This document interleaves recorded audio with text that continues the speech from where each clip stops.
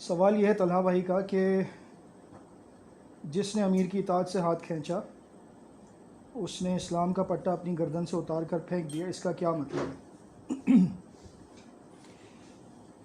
देखें, अल्लाह के नबी सल्लल्लाहु अलैहि वसल्लम जब किसी गुनाह से डराया करते थे तो उस पर वईद सुनाया करते थे। मुख्तलिफ़ गुनाहों के लिए मुख्तलिफ़ अल्फाज में वईद आई। कभी आपको पढ़ने को मिलेगा कि जिसने हमें धोखा दिया वो हम में से नहीं है। कभी आपको ये पढ़ने को मिलेगा कि मेरी उम्मत में से ऐसे लोग होंगे जो मेरे हौज़े कौसर के करीब ना आ सकेंगे। जब पूछने वालों ने पूछा तो बताया कि ये वो लोग होंगे कि जो ज़ालिमों को उनके जुल्म से ना रोकेंगे, बुराई को देखेंगे तो उसे रोकने की कोशिश ना करेंगे। मुख्तलिफ़ अल्फाज से वईदें आपको अहादीस में पढ़ने को मिलती हैं। इन अहादीस को जिन इमामों ने जमा किया है, मुहद्दिसीन ने, उन्होंने यकीनन इन अहादीस को लिखने के बाद जो मसला समझा है वो ख़ुद भी बयान किया है। बाब में बयान कर देते हैं या फिर उनकी शुरुआत लिखने वाले जो बाद के अइम्मा हैं वो लिख देते हैं, वजाहत कर देते हैं। इसी तरह से जितनी भी अहादीस लुज़ूम जमात के बाब में हैं, अमीर की इताअत के बाब में हैं और इनके सिलसिले में जो वईद सुनाई गई है, ये वईद इन तमाम आमाल को गुनाह बनाती हैं, कुफ्र नहीं बनाती। ये गुनाह है, ठीक है। अमीर की इताअत से जिसने भी हाथ खींचा उसने इस्लाम का पट्टा अपनी गर्दन से उतार कर फेंक दिया। ये बिल्कुल उसी तरह से है कि जैसे नबी अलैहिस्सलातु वस्सलाम ने फरमाया है कि जो हमें धोखा दे वो हम में से नहीं है। अब जो हम में से नहीं है, सीधा साधा आदमी यही समझेगा इसका मतलब कि वो उम्मत से खारिज हो गया। लेकिन अगर आप गौर करेंगे, पढ़ेंगे, मुताला करेंगे तो आप पर ये बात वाज़ेह होगी कि इसका मतलब ये अल्फाज को नहीं पकड़ना हमें, बल्कि इसके पीछे जो फ़हम है वो लेना है। वो फ़हम ये है कि इसके गुनाह होने पर दलालत करता है। बहुत बड़ा गुनाह है ये, अहले इस्लाम को धोखा देना, लेकिन इसका मतलब ये नहीं है कि वो उम्मत से खारिज हो गया। ये अरबी का उसलूब है। फ़लैसा मिन्नी फ़लैसा मिन्ना मा तमीततन जाहिलिया या फ़क़द खला रिबक़तल इस्लामी मिन उनुक़िही। ये अरब ज़बान का एक अंदाज़ है, वो किसी गुनाह की बड़ाई को और उसके ख़तरे को बताने के लिए इन अल्फाज के ज़रिए बताया जाता है। इसका मतलब ये नहीं होता कि मिन वन वही अल्फाज लेकर हम बैठ जाएं, उर्दू में तर्जुमा करें और हम कहें चलो भाई इसका मतलब ये कि इस्लाम का पट्टा उतारा, इस्लाम का पट्टा उतारने का क्या मतलब, मुर्तद हो गया। ऐसा नहीं है। यही सबसे बड़ा मुगालता है जो हमें लगा, जिसकी वजह से आज तक जमात के अंदर लोग इन बातों पर इतनी सख्ती करते हैं। और यही खारजियों की निशानी थी कि वो कबीरा गुनाह के इर्तिकाब करने वाले को अबदी जहन्नमी समझते थे, काफिर समझते थे। हमने भी यही किया। लेकिन अगर हम अपने ऊपर इस चीज़ को रखते हैं ना, तो हमारे लिए ये उसूल बदल जाते हैं। मैं जमात के लोगों से मैंने ये सवाल किया, मैंने कहा आप हदीस लिखते हैं मिनहाजुल मुस्लिमीन में कि जो हमारे छोटों पर रहम नहीं करता और हमारे बड़ों की इज़्ज़त नहीं करता वो हम में से नहीं है। मैंने कहा क्या आपने कभी अपने बच्चों के ऊपर सख्ती नहीं की? कभी अपने बच्चे को मारा नहीं है? कभी आपने अपने माँ बाप से ऊंची आवाज़ से बात नहीं की है? आप उम्मत से खारिज हो गए थे उस वक्त? कहते नहीं। फिर फलैसा मिन्ना का क्या मतलब है? इसका मतलब ये है कि हम इसकी गुनाह की हैसियत को समझें कि ये बड़ा गुनाह है, छोटी बात नहीं है, डरना चाहिए। इसी तरह से अमीर की इताअत से जो शख्स बालिश के बराबर भी दूर हुआ, उसने इस्लाम का पट्टा उतार कर फेंका। इसका मफहूम अब हमें समझना है। अल्फाज पे नहीं जाना, मफहूम को समझना है। मफहूम क्या है, इस पर भी काफ़ी शुरुआत मैंने देखी हैं, वो मुख्तसर आपको बता सकता हूँ। वो ये है कि उसने नज़म को छोड़ा है। जो खलीफा है, स्टेट चल रही है, निज़ाम कायम हो चुका है हुकूमत का, और उसके मुताबिक वो नहीं चल रहा। वो कहता है कि यार मैं नहीं ज़कात दे रहा। फ़र्ज़ करें मिसाल के तौर पे, हालांकि ज़कात ना देना तो एक बहुत बड़ा मसला है, एक मिसाल दे रहा हूँ कि मैं फ़लाँ हुक्म नहीं मानता खलीफा का। उसने इताअत से हाथ खींच लिया। अब वो क्या है, उसने पट्टा उतार के फेंक दिया। यानी कि अब वो उस नज़म के अंदर, जैसे पिरोया हुआ होता है ना, एक तस्बीह के दाने होते हैं, पिरोए हुए होते हैं, वो उस नज़म से निकल गया। इसका मतलब ये नहीं है कि वो वापस नहीं आ सकता।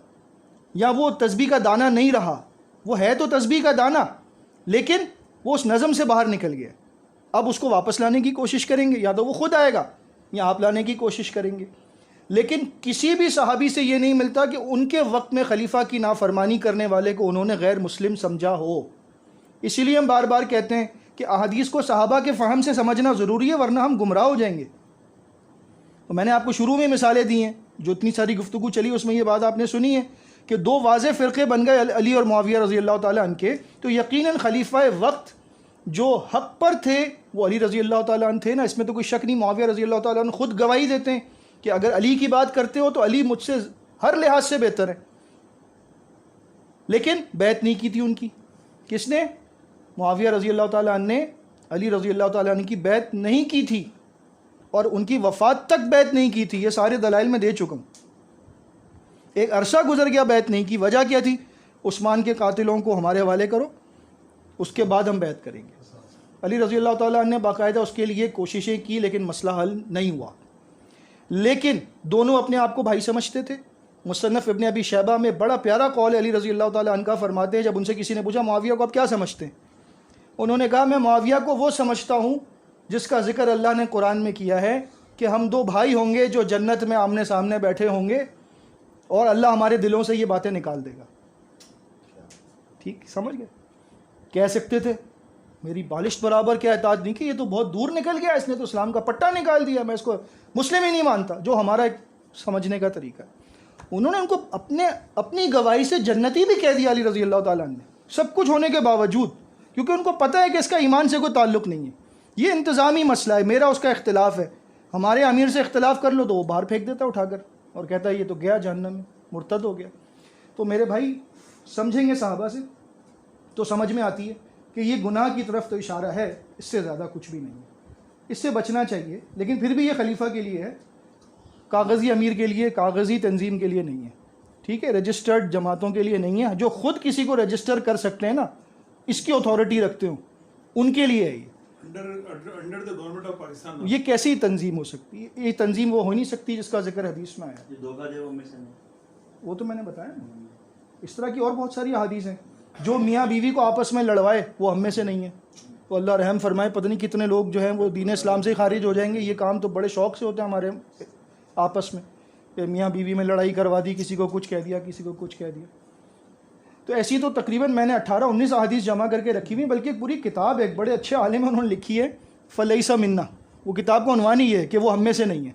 उसमें सारी सारी अहादीस जमा की उन्होंने।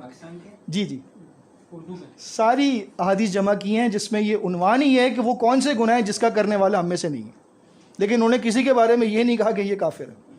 अब जैसे उससे मैं अपने बाप की बेटी को कह देता है जाओ मेरे घर से निकल जाओ, छोटा सा उसका हर किसी मतलब नहीं होता कि वो निकल ही जाए। बिल्कुल। अब इसकी बड़ी मिसाल उस्मान के दौर पे जिन लोगों ने उस्मान का मुहासरा कर लिया और फिर जब वो मस्जिद नबी में इमामत भी करा रहे हैं उनके जो बड़े हैं, तो जब उस्मान से पूछा जा रहा है कि हम इनकी नमाज वहाँ पढ़ा रहे हैं, बागी हैं, तो हम इनकी क्या करें, तो उन्होंने क्या कहा कि जाओ उनके पीछे नमाज पढ़ो। बिल्कुल कहा। हमारा रवैया देखें, हज़रत उस्मान का रवैया देखें, इनके जमातुल मुस्लिमीन का अगर रवैया देखा जाए तो भाई वो तो बिल्कुल ही उस्मान ने तो इतना बड़ा दिल करके दिखा दिया कि यहाँ तो छोटी सी बात को लेके बैठा था। बल्कि फरहान भाई मतलब ताकत वाला खलीफा, तीसरी खिलाफत है। आप अगर खिलाफत राशिदा के खिलाफ लोग खड़े हुए, उनको भी काफिर करार नहीं दे रहे, उनके पीछे नमाज पढ़ने, काफिर के पीछे तो नमाज ही नहीं होती, तो उनके पीछे भी नमाज की इजाजत दे रहे हैं, तो भाई इससे बड़ी दलील और क्या होगी। ये बात मैंने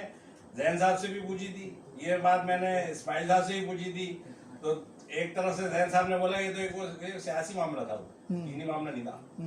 हाँ, और वो मैंने कहा तो भाई तो ये हमारी है तो सियासी मामला तो होता हो कि भाई इश्तियाक साहब की, मैंने उस वक्त मिसाल दी थी इनकी शाह फैसल वालों की। मैंने कहा चलो दूसरों को तो छोड़ो ना, शाह फैसल वाले तो आपकी तरह तकफीरी है ना पक्के, जैसे आप तकफीरी अपने अलावा किसी को इस्लाम में नहीं समझते, उसी तरह शाह फैसल वाले भी नहीं समझते। मैंने कहा उसके बावजूद उनकी तकफीर कर रहे हो आप एक सियासी मसले के ऊपर, तो इसके ऊपर कोई जवाब नहीं उनके पास। इस्माइल साहब कह रहे नहीं ये इसी ईमान से कोई ताल्लुक। मैंने कहा भाई तो आपने तो ईमान और इस्लाम का मसला बनाया। वो कह रहा है असल में 1975 पता नहीं मसूद साहब के इंतकाल 97, बस दीन इस्लाम का काम वहाँ पर खत्म हो गया। 97 में जब वो चले गए दुनिया से, मैं तो उसके बाद किसी को आलिम भी नहीं समझता हूँ। उनकी पूरी रिकॉर्डिंग मेरे पास है, 47 मिनट ये पता नहीं शुरू 42 मिनट, इतनी बड़ी। थोड़ी सी वो बीच में गर्मी करो तो मैं उन पर भी गर्मी कर दी। मैंने कहा देखा मुझे आप आम जमात का आदमी समझे, तमीज से बात करेंगे तो तमीज से जवाब मिलेगा, नहीं तो आपसे ज्यादा बदतमीजी में आती करेंगे तो काम मुश्किल होगा बिल्कुल। तो मैंने कहा भाई बात को तरीके से करे, जो जवाब बनता है उसका जवाब दे, नहीं है जवाब तो भाई फिर दूसरों को जो अपनी इस्लाह कर रहा है उनको इस्लाह होने दे। मसूद साहब के बाद मैं आज तक किसी को आलिम समझता नहीं, और दीन का काम जो हो रहा था वो 97 में हो चुका, उसके बाद से तो खेल तमाशा हो। ये इस्माइल साहब की रिकॉर्डिंग मेरे को पड़ी पूरी। असल में फरहान भाई ये बात तो हम कर चुके थे उस्मान रजी अल्लाह तआला अन्हु वाली ना, मैं समझा भी चुका था। थोड़ा सा इसको आगे लेकर चलें। तारीख़ुल मदीना एक किताब है, इसमें मदीना की तारीख़ बहुत अच्छे अंदाज से लिखी हुई है और वो मेरे पास मौजूद है। उसमें एक बाब में लिखते हैं कि उस्मान रज़ी अल्लाह ताला अन्हु जो थे, उनका जो घर था बैत खिलाफत था ना, उसका एक दरवाज़ा ऐसा था कि जिसमें से सिर्फ अंदर वाले ही जाकर देख सकते थे, वो दरवाज़ा ऐसा नहीं था कि बाहर से कोई आ सके। वहाँ से उस्मान रज़ी अल्लाह ताला अन्हु जो है ना, वो एक दिन खड़े हुए थे तो उनको आवाज़ें आ रही थी कि लोग बातें कर रहे हैं। कौन? ये मिस्री जो आ गए थे ना वहाँ, वो बातें कर रहे थे कि उस्मान रज़ी अल्लाह ताला अन्हु के बारे में कि इसको कत्ल करना है। तो उस्मान रज़ी अल्लाह ताला अन्हु घबराए हुए वापस आए और उनके घर के अंदर जो अफराद थे और कुछ एक दो सहाबा भी आए हुए थे, उनके सामने उन्होंने कहा कि मैंने अभी सुना है कि ये लोग मुझे कत्ल करना चाहते हैं। कौन कह रहा है? खलीफा वक्त। मैंने सुना है कि ये लोग मुझे कत्ल करना चाहते हैं, लेकिन ये मुझे क्यों कत्ल करना चाहते हैं? क्योंकि नबी अलैहिस्सलातु वस्सलाम ने तो इतना फरमाया कि 3 बातों पर ही कत्ल किया जा सकता है। एक वो बंदा जो इस्लाम छोड़ दे, दूसरा वो जो शादीशुदा ज़ानी हो, और तीसरा वो आदमी जो कत्ल के बदले कत्ल। ना मैंने कत्ल किया, ना मैंने ज़िना किया, ना जाहिलियत में ज़िना किया, ना मैंने उसके बाद कभी ज़िना किया, और ना मैंने दीन इस्लाम को छोड़ा है। इस्लाम को छोड़ने का तो मैं तसव्वुर भी नहीं कर सकता। ये उनके अल्फाज हैं। फिर ये मुझे क्यों कत्ल करना चाहते हैं? ऐसे लोग जिनके बारे में पता लग गया कि ये मुझे कत्ल करना चाहते हैं, उनके बारे में सवाल हुआ है कि वो नमाज़ पढ़ा रहे हैं, हम क्या करें? वो कह रहे हैं पढ़ो। ये कितनी बड़ी बात है।